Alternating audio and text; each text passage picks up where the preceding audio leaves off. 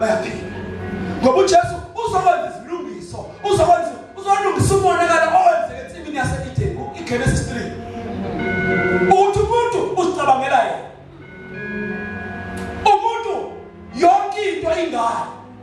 Yingakho mawufuna incwadi yabaseRoma chapter 9